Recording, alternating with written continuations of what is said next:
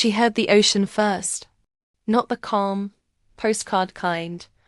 The rough, impatient surf that hit the pilings under the beach house like it had a grievance. Mariselle Vane stood in the foyer with her father's will packet still tucked under her arm, salt still on her lips from the service, grief still in her throat like a swallowed stone. The front door was open behind her, letting wind push sand across the threshold in thin, accusing lines. And in her living room, there were strangers sitting like they belonged. A woman in a cream blazer had claimed the center of Maricelle's couch, as if it had her name stitched into the cushions. A teenage boy sprawled in the armchair, feet up, scrolling his phone. A man with a wedding band that looked too new to have earned its shine stood by the mantel with his hands tucked into his pockets, eyeing the framed photo of Mariselle and her father at this very house. Her husband, Darian, hovered near them, not sitting, not standing with her hovering. His face wore that careful neutrality he used for clients and funerals, and any moment he wanted to seem reasonable.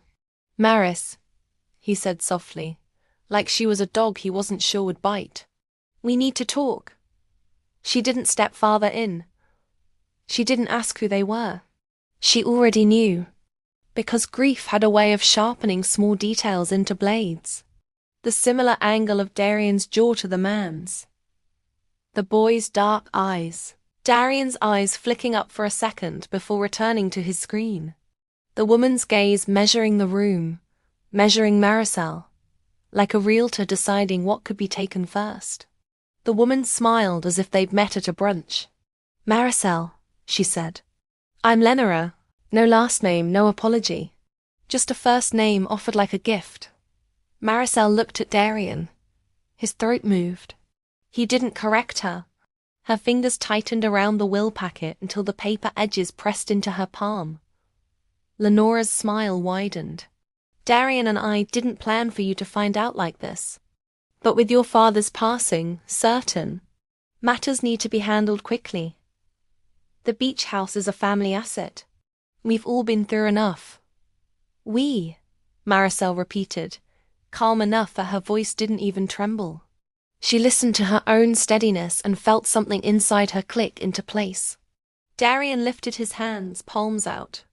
"Please don't do that. Don't turn it into a scene." A scene. In her own home. At the worst week of her life. Maricelle's eyes moved from Darian to the boy to Lenora. She noticed a smear of sunscreen on the boy's wrist. She noticed the faint outline of a suitcase wheel track in the sand by the entry rug. Fresh and careless.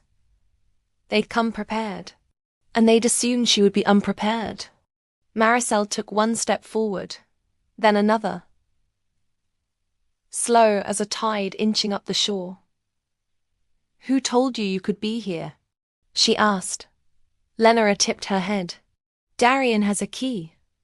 "Darian," Mariselle said, still looking at Lenora, "has a key because he's my husband." The boy snorted quietly, like the word husband was funny. Darian's jaw flexed. Mariselle set the will packet on the console table with deliberate care, as if she were placing down a weapon she hadn't decided to use yet. "I'm going to ask one more time," she said. "Who told you could be here?" Lenora's smile lost warmth. "Mariselle, I'm trying to be civil. Your father's estate is being settled. This house, it's titled to me," Mariselle said. Darian exhaled, irritated. "Maris, don't start with technicalities." Technicalities. The word made her want to laugh. Not because it was funny, but because it was so perfectly Darian reducing the thing that kept her safe to something petty and inconvenient. She looked at him now, really looked. For years, she'd mistaken his calm for steadiness, his practicality for loyalty, his carefulness for love. Now she saw it for what it was. Self-preservation. Lenora stood, smoothing her blazer. "Let's not pretend this is only about paperwork. Darian has responsibilities. He has a son.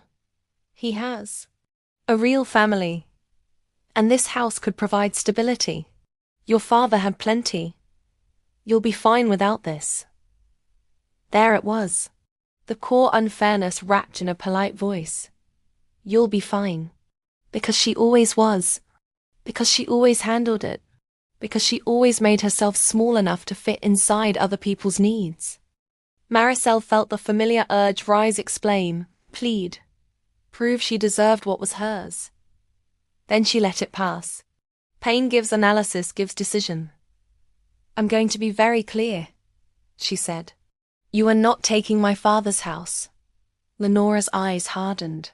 Darian cut in, stepping toward Mariselle with that controlled voice he used when he wanted to sound like the adult in the room. Maris, listen. I didn't want this to get ugly. But the will is being contested. We have counsel. Lenora has rights. My son has rights. And frankly, you don't want the optics of throwing a grieving family out. Optics. Mariselle stared at him. He'd rehearsed that line. She could practically hear him saying it in a mirror. The ocean hit the pilings again hard, emphatic. Mariselle turned and walked to the kitchen without rushing, her heels clicking softly on the wood floor. Behind her, Lenora's voice sharpened. Where are you going? We're talking. Mariselle opened a drawer and pulled out a slim leather folder. Inside were property documents, insurance records, and yes, the deed. Not because she'd expected this. Because she'd learned a long time ago that security didn't come from trust. It came from preparation. She carried the folder back into the living room and placed it on the coffee table between them all. Darian glanced at it and his eyes narrowed. Mariselle opened it and slid the deed forward. Lenora leaned in, reading, her lips moving. The boy finally looked up. Darian didn't, because he already knew what it would say. Mariselle watched Lenora's face change confusion first, then irritation.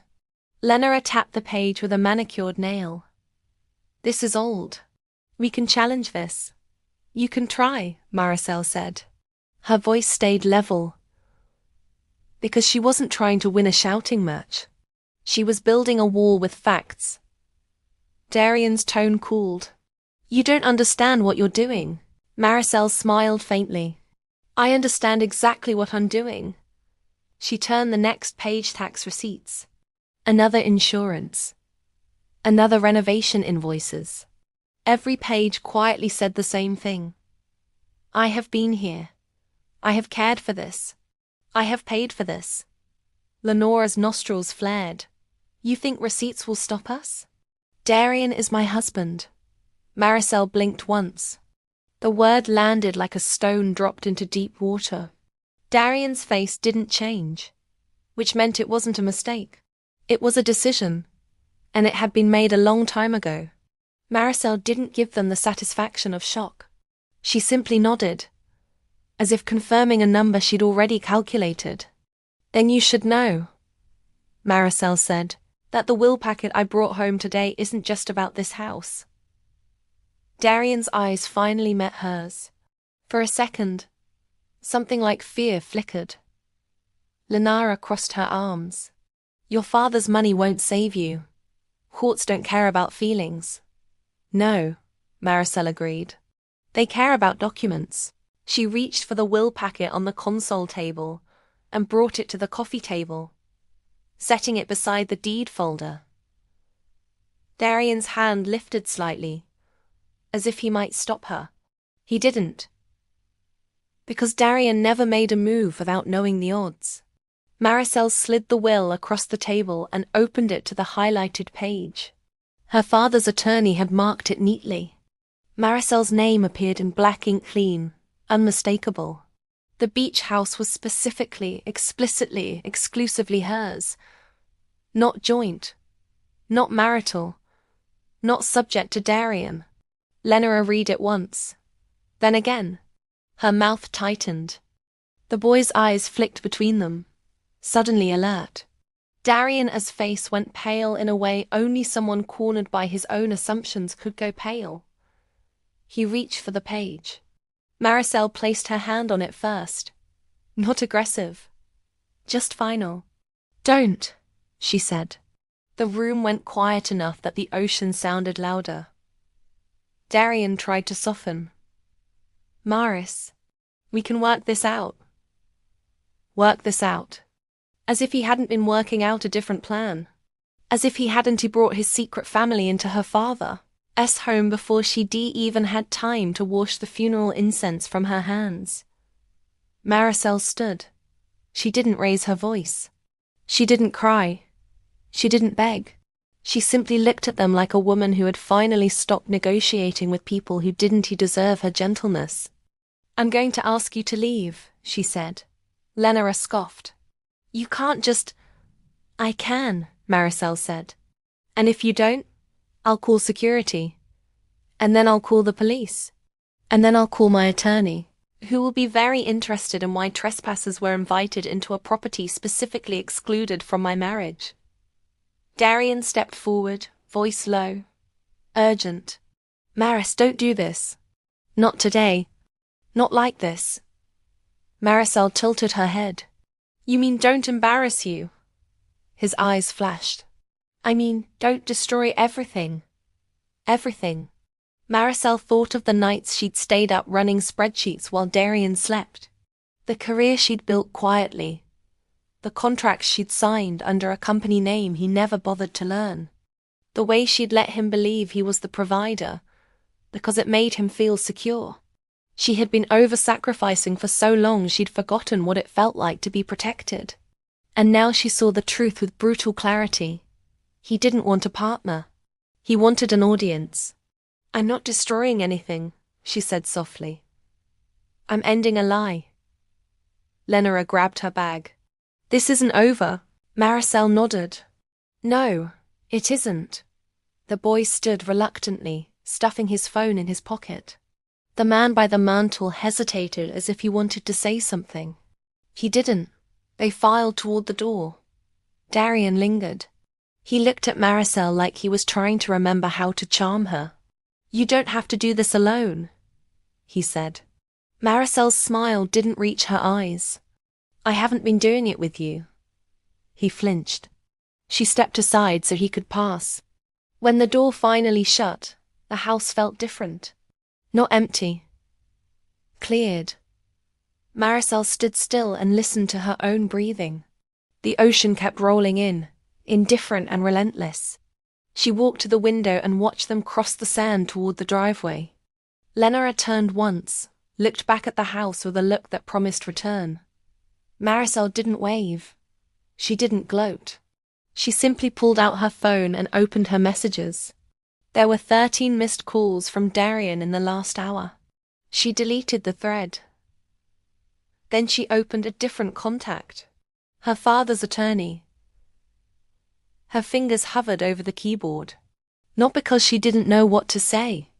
Because once she sent it, there would be no going back to pretending. She typed. Asterisk, they came to the beach house. He brought them here. I need everything protected today.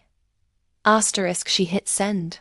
And as if the universe loved timing, her phone rang immediately. Unknown number. Mariselle stared at it. Her stomach tightened, not fear. Recognition. Because power always announces itself quietly. She answered. Mrs. Vane? A calm voice said. This is Corbin Harley, Estate Counsel. I'm calling because your father included an additional clause. It activates today, and it concerns your husband. Maricelle's hand went cold around the phone.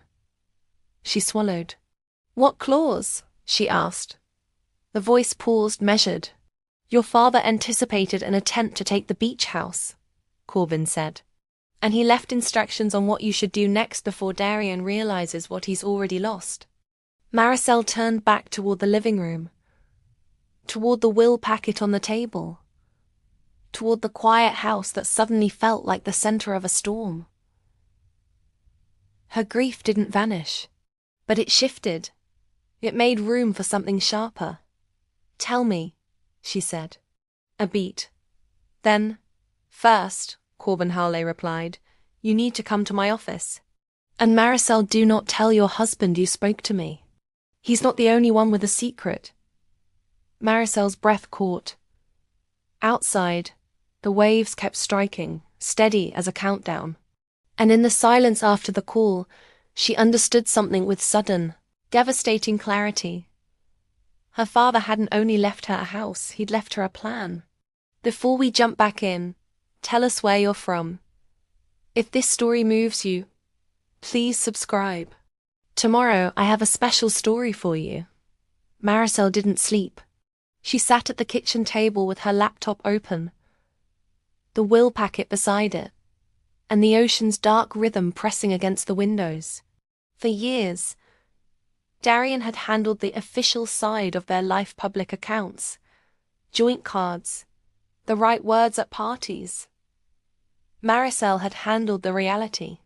She opened her banking dashboard, then another tab, then another. Her company's portal, a holding entity she'd created years ago on her father's advice, quiet, legal, invisible. Darian had called it your little project once. He hadn't asked what it was. He hadn't wanted to know. She pulled up the property file for the beach house. She pulled up the trust documents attached to her father's estate. A clause Corbin had mentioned. Activation upon attempted interference. Maricelle's pulse stayed steady as she read. Because this wasn't revenge. It was protection. And protection was a form of love she was finally allowing herself to accept. At 9:03 p.m., Darian texted, *, please talk to me. Lenora overstepped. I can fix this. * at 9:07 p.m., another. *, you're making this worse. You don't understand how serious this is. * at 9:10 p.m., *, if you call the police, you'll regret it. * Mariselle stared at the last message. Not hurt, not shocked, just clear. He wasn't afraid of losing her. He was afraid of losing access. She didn't reply. Silence was not weakness. Silence was strategy. She stood, walked to the pantry, and took out the last bottle of her father's preferred olive oil, imported, expensive, the kind he teased her about buying because taste matters. Mari. She set it on the counter. Then she opened the cabinet above the fridge and pulled down a small, worn notebook. Her father's handwriting. Her throat tightened, but she didn't collapse. She opened it anyway. Inside were notes, not sentimental. Practical. Numbers, names, reminders. A list titled, ** if Darian ever tries. *. Mariselle stared at the heading until her eyes blurred. Her father had known, or at least he'd understood Darian's type. The next line read, *, call Corbin. Move the trust. Freeze joint leverage. Do not argue. Do not explain. She exhaled slowly. Pain gives analysis, gives decision. Her grief had been a fog. This was a map. At 7 a.m., the next morning, Mariselle drove to Corbin Hale's office. She wore black not for show, but because she hadn't had the energy to choose anything else. The building was quiet, glass and stone, and professional calm. Corbin met her in a conference room with coffee already poured. He was mid-40s, composed, the kind of man who didn't waste words. "I'm sorry for your loss," he said. Mariselle nodded once. "Tell me what my father left." Corbin slid a folder across the table. Inside was a letter. Not to her husband. To her. Maricelle's hands trembled just slightly as she opened it. Her father's words weren't flowery. They were direct. Mariselle, if you're reading this, it means Darian has finally shown you who he is. I'm sorry you had to see it in a moment when you were already hurting. You are not naive. You are generous. People confuse the two when it benefits them. Her chest tightened. Corbin waited. Mariselle kept reading. Asterisk. The beach house is yours because it was meant to be your refuge, not a bargaining chip. I placed it in a protected trust, solely in your name, and I added an activation clause. If Darian or any party he brings attempts to occupy, claim, contest, or leverage it, the trust triggers immediate separation of certain marital assets and protections for you.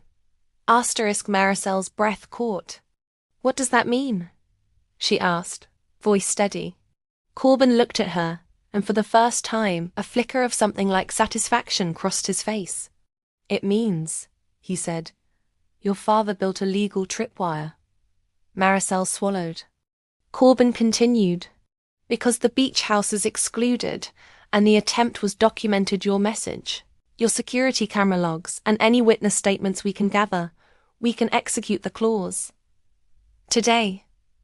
Mariselle stared at the folder. Her mind moved fast. Tripwire. Activation. Protection.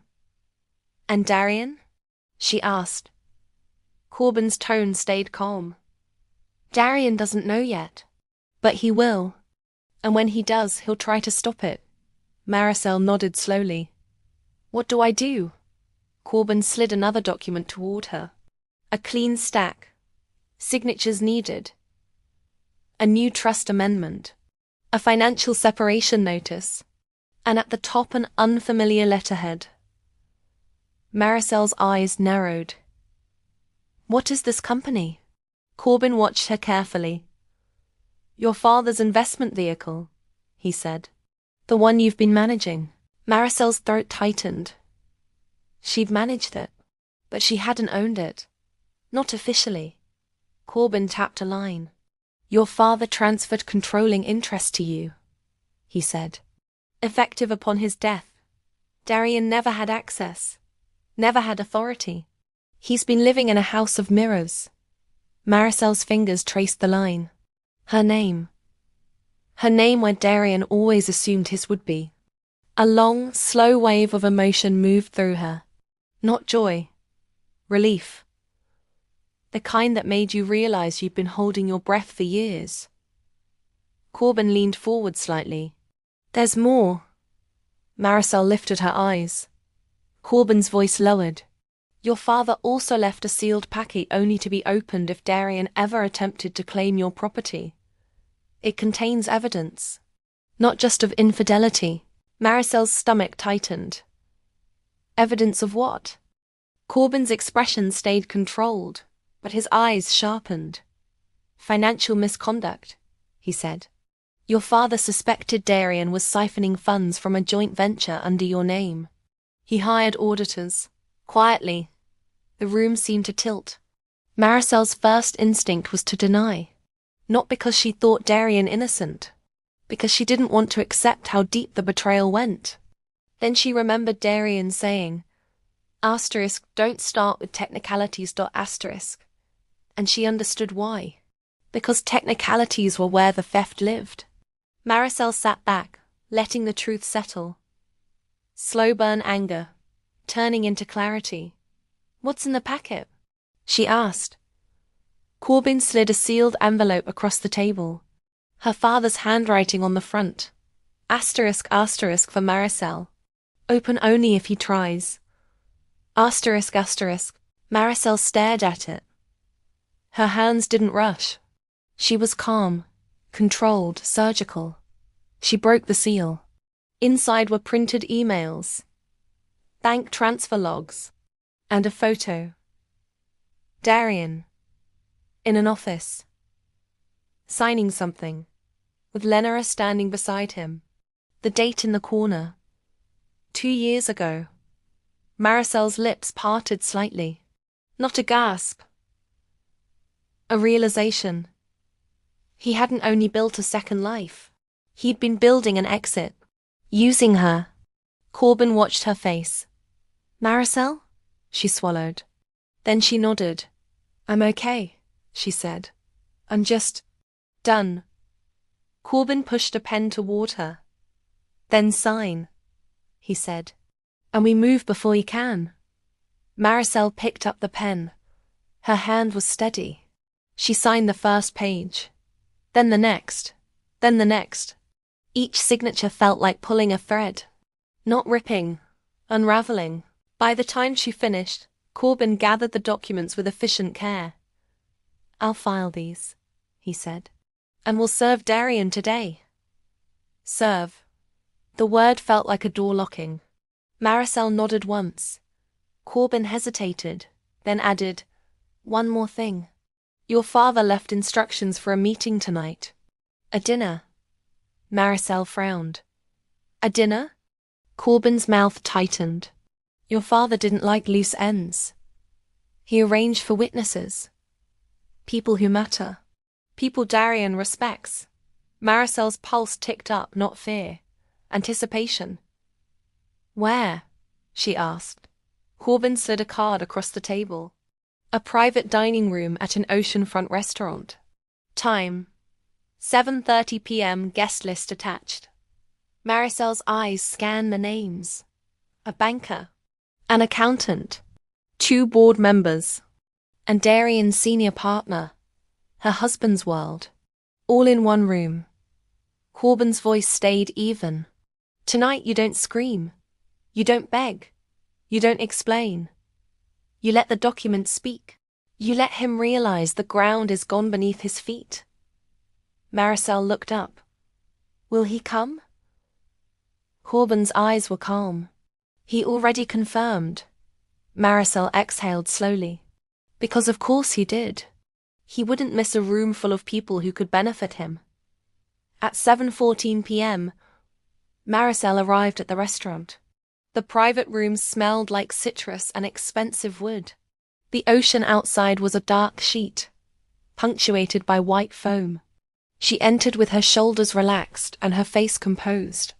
Not because she felt nothing, because she refused to be performed upon. The guests were already seated. Corbin stood near the end of the table with a slim briefcase. Darian was there. So was Lenora. Lenora's blazer was brighter tonight, like armor. Darian's smile appeared when he saw Mariselle too smooth, too practiced. "Maris," he said warmly, as if yesterday hadn't happened. "I'm glad you came." Mariselle returned a small, polite smile. She took her seat. She let the room settle. Darian's senior partner, a silver-haired man named Alden Reese, nodded at her. "Condolences, Mariselle. Your father was a force." Maricelle's throat tightened, but she kept her voice steady. "Thank you." Darian reached for her hand under the table. She didn't pull away. She simply let her hand stay still. Unresponsive. He withdrew it, subtly annoyed. Lenora leaned in. "Mariselle, I hope we can handle this like adults." Mariselle nodded. "That's the plan." Dinner began. Small talk, condolences, business. Darian performed beautifully. He always had. He told a story about her father's generosity and how the estate would be managed responsibly. He referenced family stability and protecting the legacy. He used words like community and stewardship. And every time he said legacy, Mariselle felt the quiet knife of it. Because he meant access. At the midpoint of the meal, Corbin stood. The room quieted. Maricelle's heartbeat stayed slow. Corbin looked around the table. "Thank you all for coming. Mr. Vane requested your presence for an estate clarification." Darian's smile held. Lenora's eyes narrowed. Corbin opened his briefcase and distributed folders, one to each person. Darian's senior partner received one. The banker, the accountant, the board members, and finally Darian.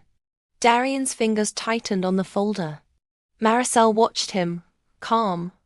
Corbin continued. "This concerns the beach house, the Vane family trust, and a clause activated yesterday." Darian's smile faltered. "Activated?"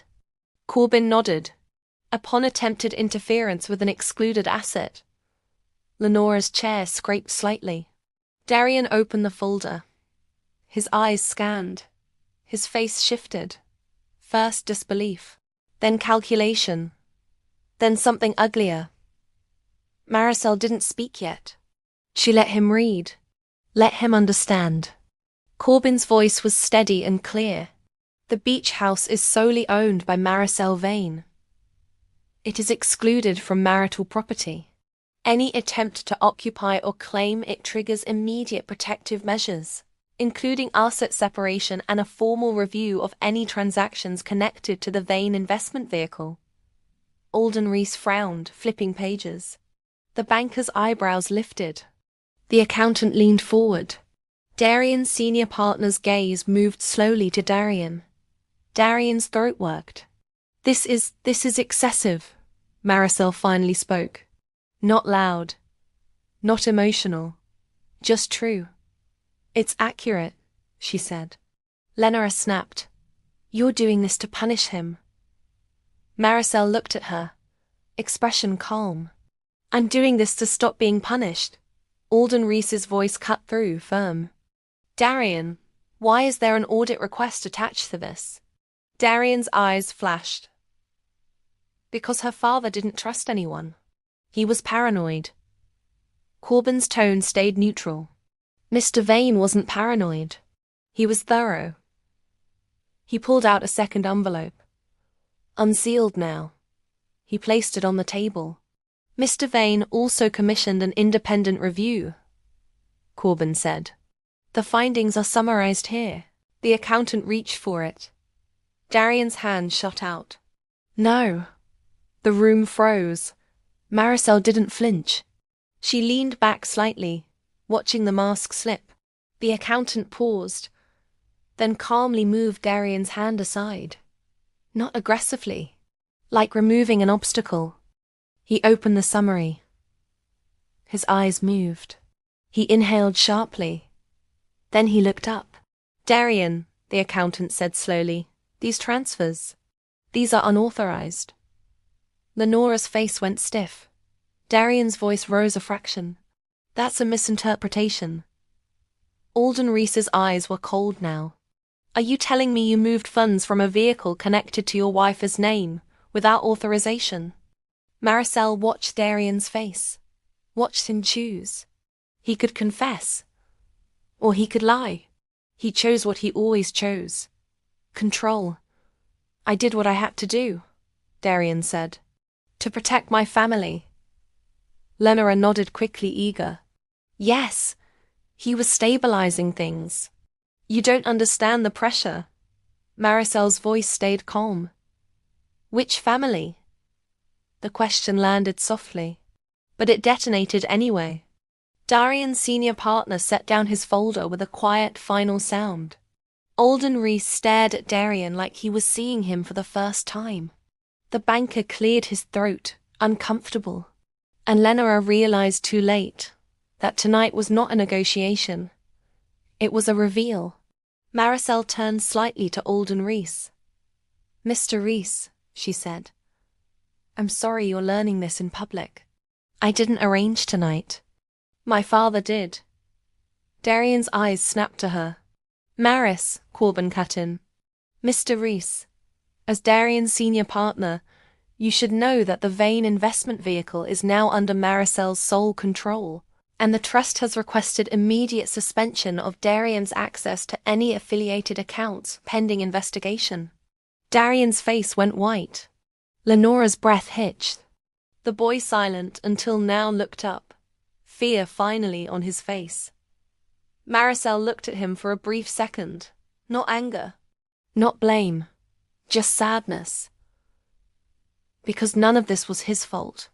Darian leaned forward, voice low and sharp. You're going to ruin me. Mariselle met his eyes. Her voice was soft, almost gentle. I didn't ruin you, she said. I stopped covering for you. Silence. Then Alden Rees stood. He adjusted his jacket like a man preparing to step away from a disaster. Darian, he said, voice controlled. Hand over your firm access cards. Tonight. Darian's mouth opened. No sound came. Lenora whispered, "You can't do that." Alden Reese didn't even look at her. "Watch me." Mariselle felt something inside her loosen. Not triumph. Release. The truth was out. And the truth didn't need her to be loud. Corbin gathered the documents calmly. "Mariselle, if you're ready, we can leave now. You've done what was required." Mariselle stood. Darian's hand reached toward her. She stepped back, not dramatic, just out of reach. He looked at her with desperation now. "Please, we can fix this." "I can." Maricelle's gaze didn't harden. It clarified. "There's nothing to fix," she said. "There's only what you did, and what I'm no longer willing to live with." Lenora's voice turned sharp. "You think you're better than us?" Mariselle turned to her, calm. "I think I'm finally on my own side," she said. She walked out of the private room. The ocean air hit her face as she stepped onto the terrace.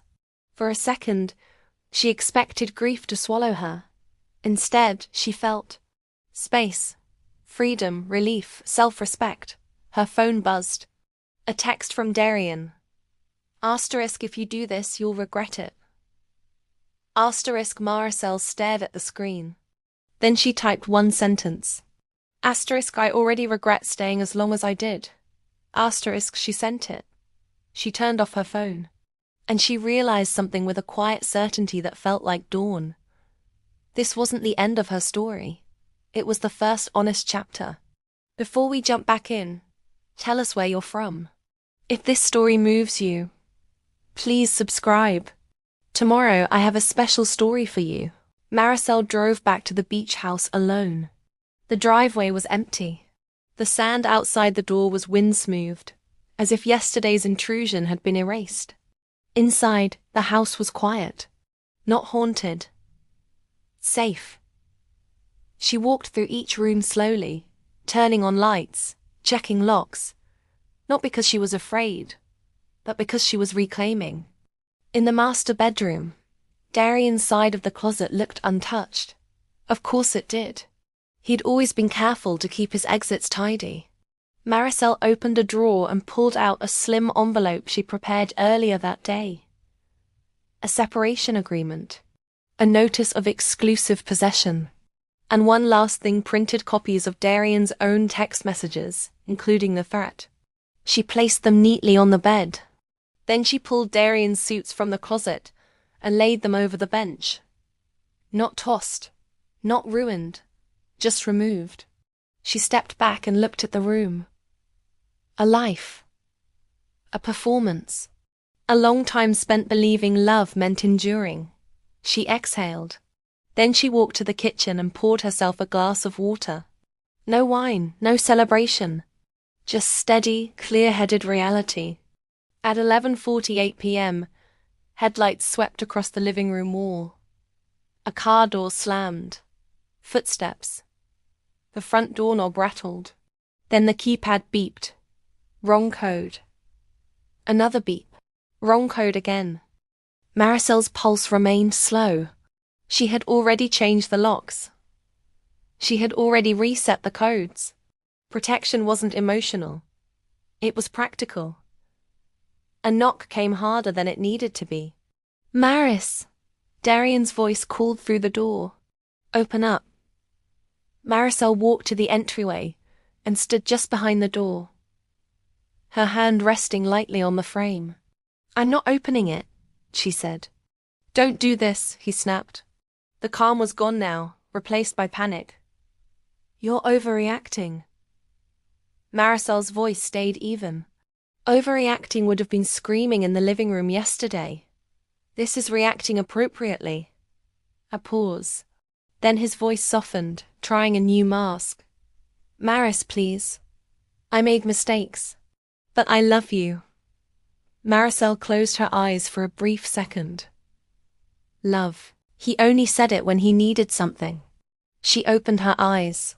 "If you loved me," she said, "you wouldn't have needed a second life." His breath hitched on the other side of the door. "You don't understand," he said. "Lenora, it was complicated. It started before. I don't care when it started, Mariselle said. I care that you brought it into my father's house. Silence. Then a lower, angrier tone. So what? You're going to throw me away? After everything I did for you? Maricelle's lips curved slightly. Not humor. Recognition. There it was. The tally. The myth. She leaned closer to the door. Tell me what you did for me, Darian. He paused, because he couldn't name it without lying. Mariselle continued, voice quiet. You took credit for my steadiness. You took comfort from my silence. You took money you didn't earn. And when you thought my father was gone, you tried to take the one place I still felt safe. Her words were calm, but each one was a locked bolt. Darian's voice cracked. Please. I'll lose everything. Mariselle stared at the door, feeling something inside her settle into finality. You already did, she said. A long silence. Then Lenora's voice, sharp and desperate, came from farther back. Outside. Darian, come on. We need to go. They're freezing the accounts. We have to accounts. Maricelle's eyes lifted. She could picture them standing on the porch, not because they missed her, but because the door they thought was unlocked had suddenly become a wall. Darian hissed something she couldn't hear. Lenora muttered, angry. Then Darian spoke again, voice low and threatening. This isn't over, Maris. Mariselle didn't answer, because she didn't need the last word. She needed the next action. She walked to the living room, opened her laptop, and logged into her company portal. A new notification was already there. **** access revoked. Darian K****. She stared at the words. Then she clicked confirm. Final. Her phone turned off, sat on the counter like a closed chapter. Mariselle walked to the window and looked out at the ocean. The waves kept coming. Not angry, just inevitable. And for the first time in a long time, inevitability felt like peace. The next morning, sunlight poured across the kitchen floor. Mariselle brewed coffee and sat at the table with her father's notebook open. She traced the line that had started it all. **** if Darian ever tries.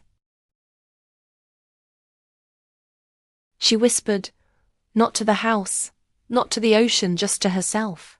I'm not invisible anymore. Outside, the beach was empty. Inside, she was still grieving. But she was grieving with her spine straight, with her life and her own name, with the truth finally loud enough in the quiet. 2 more great stories are next. Don't miss them. Subscribe and turn on notifications.